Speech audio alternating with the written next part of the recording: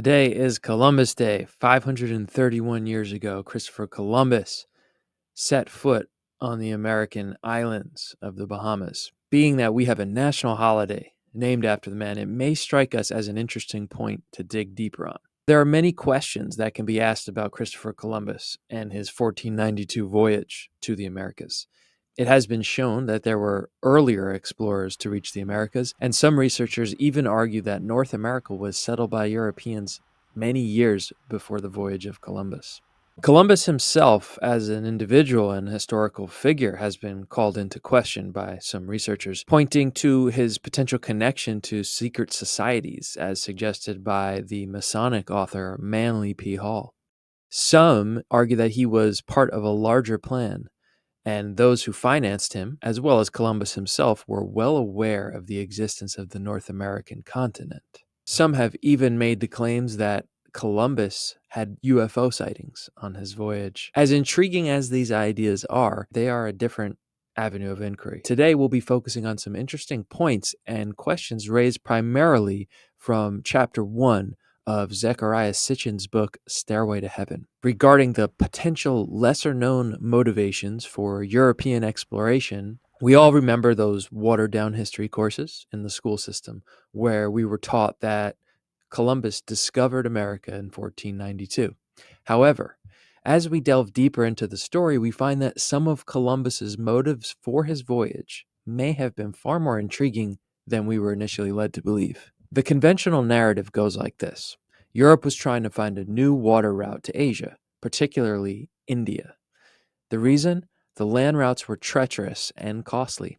Columbus proposed that by sailing west, he could circumnavigate the globe and reach Asia.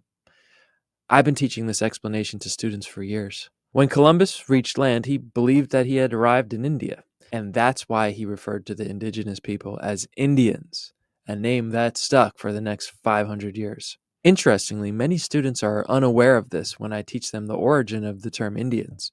Even more surprisingly, many adults I've spoken to are equally intrigued by this basic fact. However, the notion that Columbus mistakenly thought he had reached India is just the beginning. What were his motives for finding India?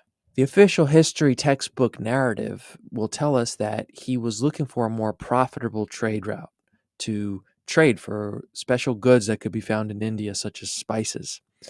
However, a crucial aspect often omitted is that one of his primary motivations, perhaps even the primary one, was to find a mystical water source believed to grant immortality to humans, what some referred to as the River of Paradise. In the Middle Ages in Europe, a tale from the time of Alexander the Great had circulated in numerous texts, with earlier Greek historians as its source. According to the story, Alexander had ventured to a mysterious mountain range in the Far East, whose exact location remained unknown. Here he had encountered an angel who revealed that deep beneath the earth there lay hidden knowledge of the universe and the secret to immortality. The angel informed Alexander that the wisest of sages could guide him to this hidden chamber of wisdom. Alexander searched tirelessly for the most revered sage and eventually found one who could lead him to the location. The sage ventured into the chamber first and indeed discovered the legendary water that was able to restore his health and vitality. However, when he returned from that underground chamber, he concealed this secret from Alexander. Ultimately, Alexander found out, but was unable to relocate the Fountain of Youth for himself. This tale persisted through the centuries, capturing the imaginations of European royalty in the Middle Ages, who dreamt of discovering the Fountain of Youth. When we think of this, Columbus's motives, which may have been many, for reaching India become clearer. According to a German bishop, Otto of Freising, a mysterious figure known as Prester John had written to the Pope in 1145 claiming to have established a Christian kingdom in India. There, he claimed, was where the River of Paradise could be found. Interestingly, Marco Polo's famous expedition that went from Europe all the way east to Asia in the Mongol Empire was primarily aimed to locate this alleged kingdom of Prester John. Historians have debated whether Prester John's kingdom actually ever existed, with many suspecting that the letter may have been a forgery or referred to a region within the Mongol Empire. Nevertheless, it inspired one of the most significant European explorers of the East of its time, and much of Polo's reports influenced future explorers like Columbus. It becomes apparent that King Ferdinand and Queen Isabella, who sponsored Columbus's voyages, had hoped that he would find this lost paradise and the fountain of youth by locating India and locating Prester John's kingdom. Just a decade after Columbus's voyages, they officially commissioned Juan Ponce de Leon to search for the fountain of youth, which he looked for and died in doing so in present-day Florida. Ponce de Leon had reported that the indigenous peoples claimed there existed a water source that could restore youth and vigor. Viewed through a modern lens, it's fascinating to understand that Columbus was in pursuit of a supernatural fountain of water believed to grant immortality. This is the intriguing backstory of how the powerful nation of America ultimately began.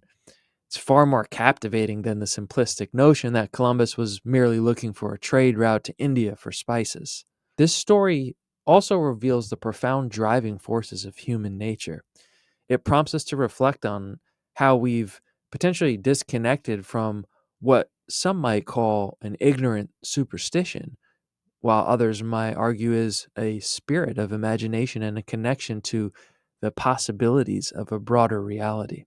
In any case, it seems that this detail should be an integral part of the standard story of the how and why Columbus reached the Americas, a detail that every young mind should ponder for a moment.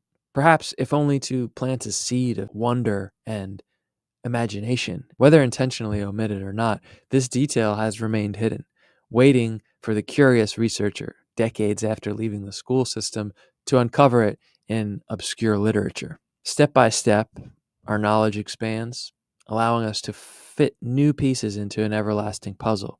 The story of Columbus is one that lives on in our culture, clearly indicated by a national holiday that's still honored. Who was this man, and what really happened behind his motivations to sail west across the Atlantic?